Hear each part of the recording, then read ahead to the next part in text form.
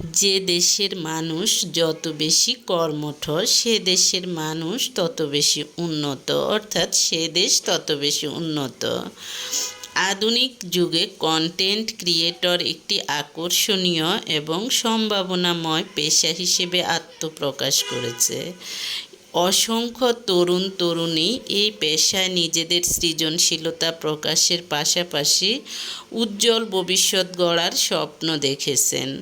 কিন্তু এই ঝলমলে জগতের অন্তরালে রয়েছে নানা চ্যালেঞ্জ ও প্রতিকূলতা। আপনি যদি কন্টেন্ট ক্রিয়েটর হিসেবে নিজের যাত্রা শুরু করতে চান, তবে একটি গল্প আপনাকে বারবার পড়তে হবে, হৃদয়ে গেঁথে নিতে হবে এবং তা থেকে শিক্ষা গ্রহণ করে পথ চলতে হবে। গল্পটি অনেকের কাছে সুপরিচিত হলেও এর অন্তর্নিহিত তাৎপর্য অনুধাবন করা নতুন পথের যাত্রীদের জন্য অপরিহার্য। কারণ কন্টেন্ট তৈরি করা শুধু ভিডিও বা লেখার কাজ নয়, এটি একটি নন স্টপ চলতে থাকা পথ, যেখানে আপনাকে একাধারে সৃষ্টিশীল, আত্মবিশ্বাসী এবং মানসিকভাবে দৃঢ় হতে হয়।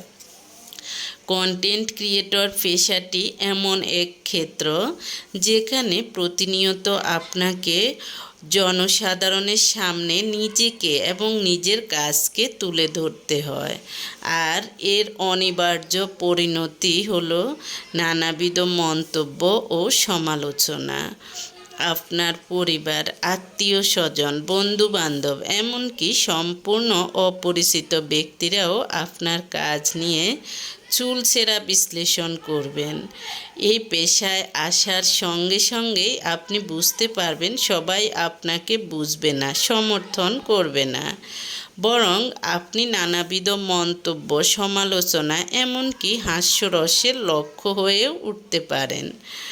কেউ উৎসাহ দিবে, কেউ নিরুৎসাহিত করবে, কেউ গঠনমূলক সমালোচনা করবে, আবার কেউ উদ্দেশ্য প্রণোদিতভাবে পথভ্রষ্ট করার চেষ্টা চালাবেন। জেনে বা না জেনে, বুঝে বা না বুঝে অজস্র পরামর্শের বন্যায় আপনি দিশেহারা হয়ে যেতে পারেন, ঠিক যেমনটি ঘটেছিল মোল্লা নাসিরউদ্দিন হোজ্জার জীবনে। তাই এই পেশায় নামার আগে হোজ্জার গল্পটি আপনাদেরকে অনুপ্রেরণা এবং মানসিক প্রস্তুতির প্রথম পাঠ হিসেবে আমি বলবো। বহুকাল আগের কথা। প্রখর রৌদ্রের এক দুপুরে নাসিরউদ্দিন হোজ্জা তার বালক পুত্রকে নিয়ে গাধার পিঠে চড়ে বাজারের দিকে যাচ্ছিলেন। গাধাটা ছিল তাদের পরিবারের উপার্জনের অন্যতম মাধ্যম। হোজ্জা তার পুত্র উভয়